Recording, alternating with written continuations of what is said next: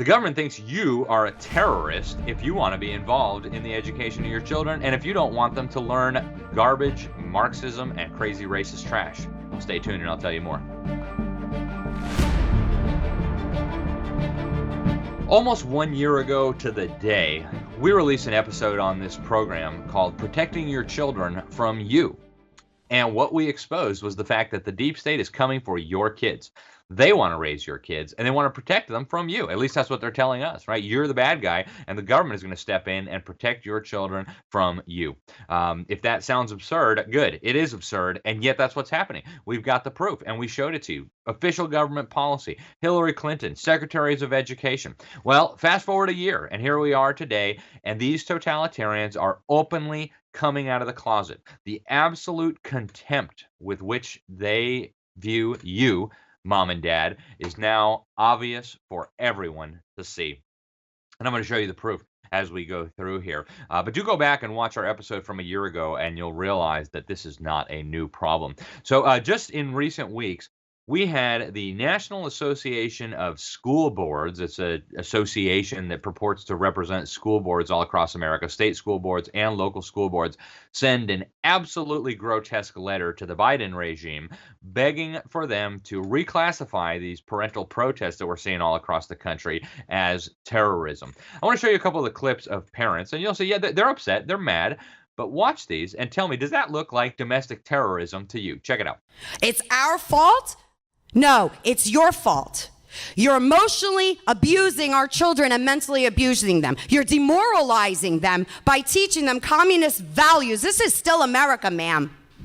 And as long as I'm standing here on this good ground earth of God, I will fight.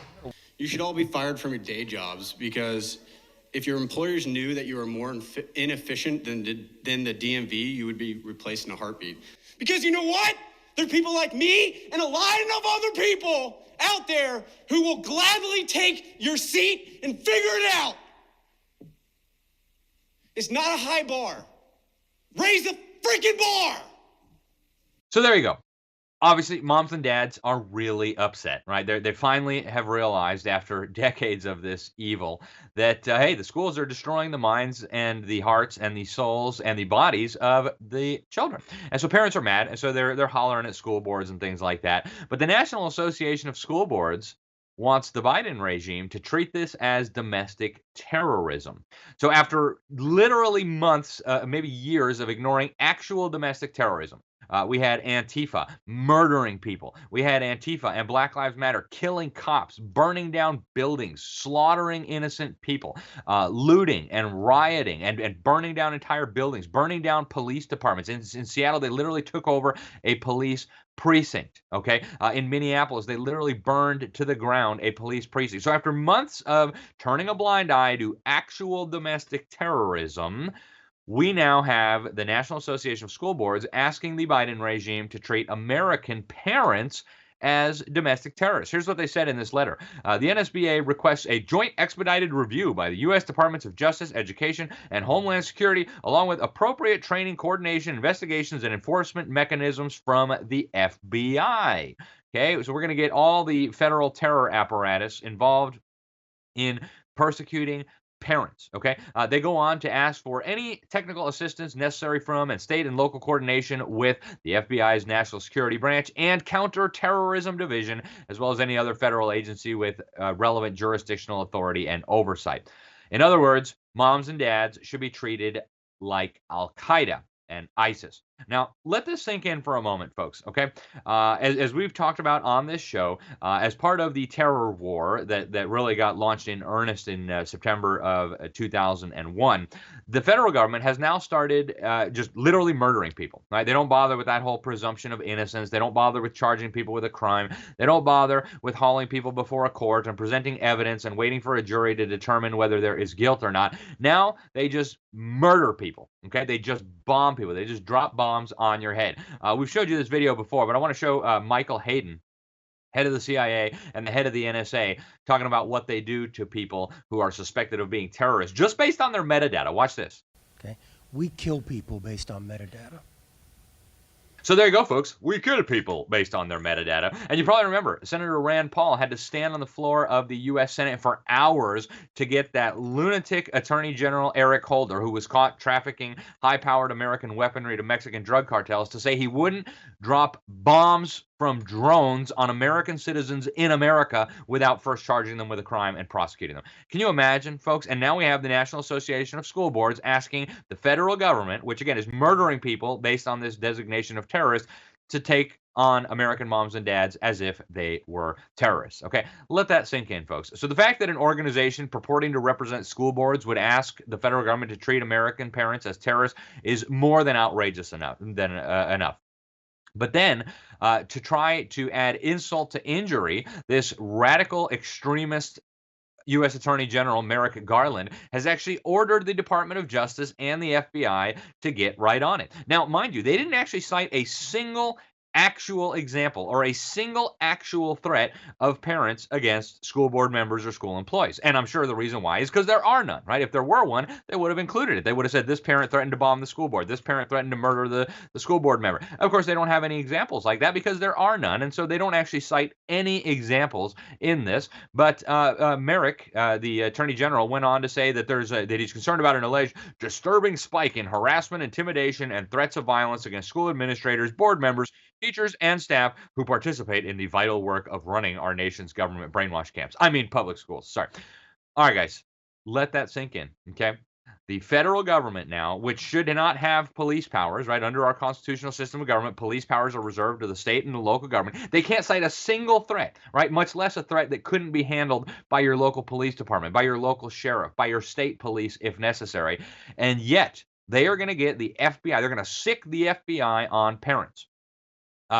Interestingly, Merrick went on to argue that parents were trying to, and I'm quoting here, intimidate school board members. Who's doing the intimidating here? You're weaponizing this monstrous apparatus called federal law enforcement and intelligence against moms and dads, and it's moms and dads that are doing the intimidating? Oh my goodness, guys. We live in an upside down world.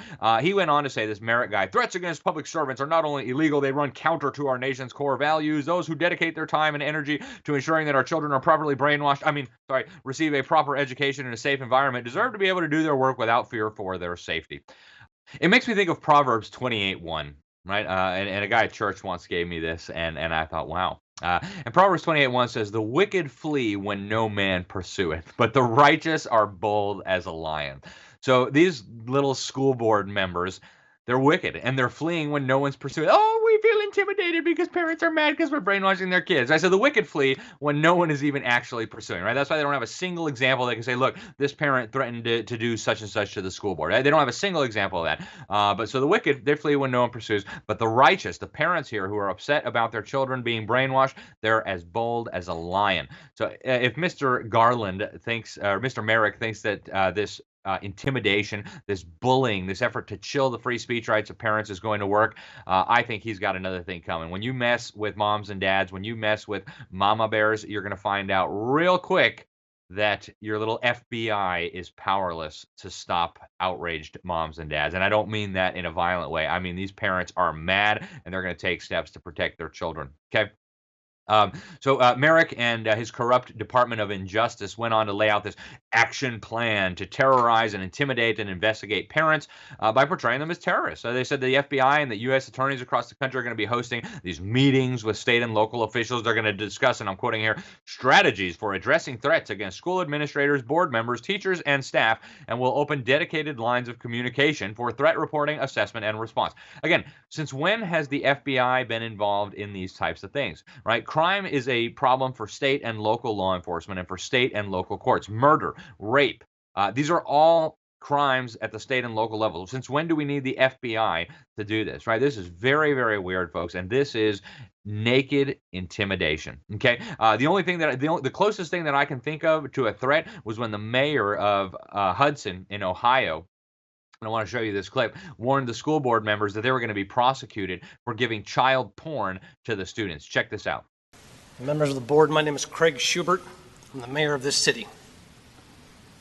It has come to my attention that your educators are distributing essentially what is child pornography in the classroom.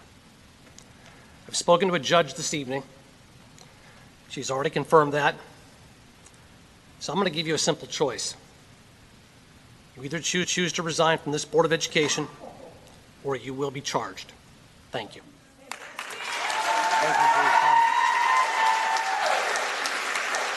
All right, that doesn't sound like a threat of violence to me. That sounds like a threat to enforce the law. But it sounds like Mr. Merrick and the corrupted Department of Injustice don't want the law enforced, okay? Are you guys getting this? They are literally now portraying parents as terrorists for trying to get in the way of the brainwashing of their children. And honestly, folks, this is their ideology. They believe, very much like Adolf Hitler believed, that the Reich must raise the children and that the parents are an impediment to that. So consider this very interesting testimony. We had the Secretary of Miseducation, Mr. Miguel Cardona, in Congress, and he was asked by a member of Congress whether parents should be the primary stakeholders in the education of their children. And I was thinking, what kind of crazy question is that? I'm not a stakeholder in the education of my children, primary or otherwise. I'm the boss of the education of my children, okay? I'm the one in charge, not you totalitarian freaks who want to teach them critical racist trash, transgenderism, et cetera, et cetera.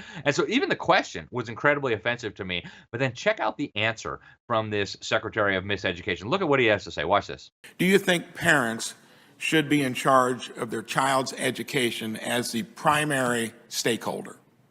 I believe parents are important stakeholders, but I also believe educators have a role in determining educational programming. And I think that's going to be a little out of focus. He believes that parents can be important stakeholders, but not the primary stakeholder. Okay, guys, let that sink in, okay? This is Adolf Hitler level madness. This is Joseph Stalin level madness, right? Maybe you could be a stakeholder in the raising of your own children, right? And 1 year ago today, we talked to you about what was going on during the Obama regime. They actually put out a policy document where they said parents could be equal partners with the government in the raising of their own children. And now they're making clear, they made it clear in that document, that they don't mean equal partners at all, right? You will be the junior partner. You will do what you're told, or we will target you. This is unbelievable, guys, and yet this is what these people believe. And now, again, they're coming out of the closet. They just recently had a debate for candidates for governor in the state of Virginia, and the Republican candidate said, well, you know, of course parents should be in charge of the education of their children. Well, what kind of question is that?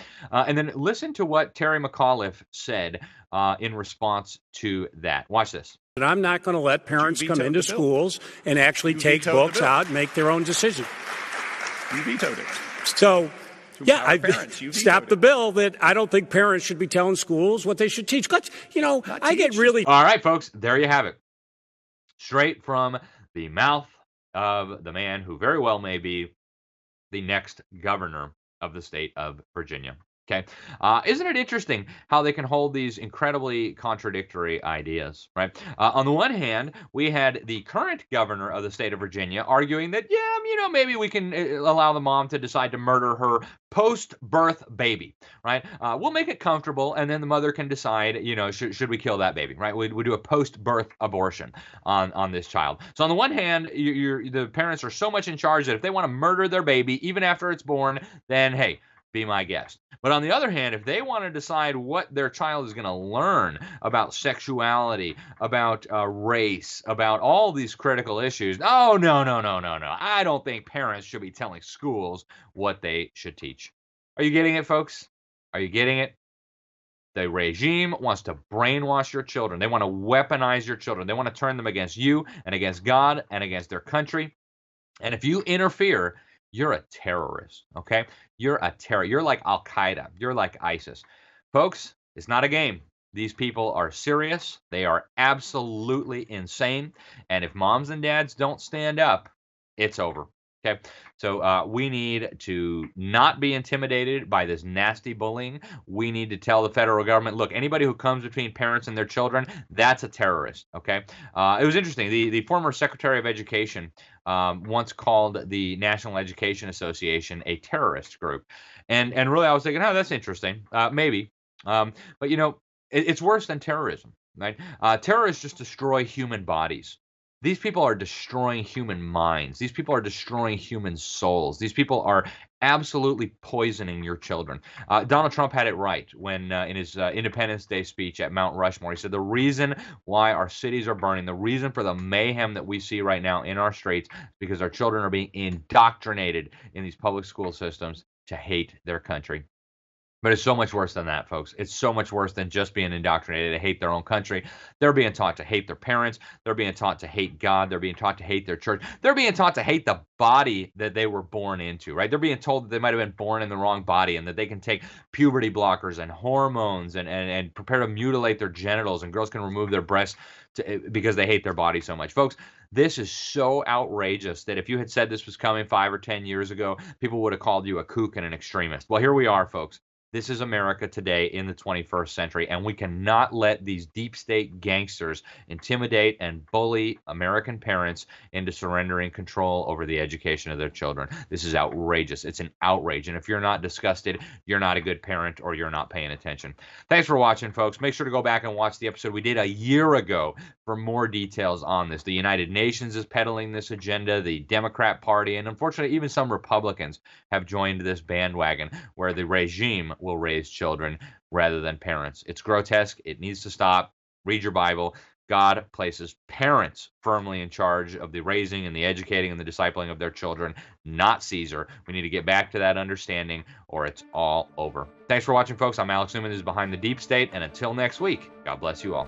If you enjoyed this video, please make sure to subscribe, hit like, hit that little bell so that you'll be notified whenever we post new videos. And also, please make sure to share this video with your friends. Email's a great way to do it. Remember, there are powerful forces working to steal our freedom and destroy our country. We need to work together, expose those behind the deep state. Otherwise, you can kiss your liberties goodbye.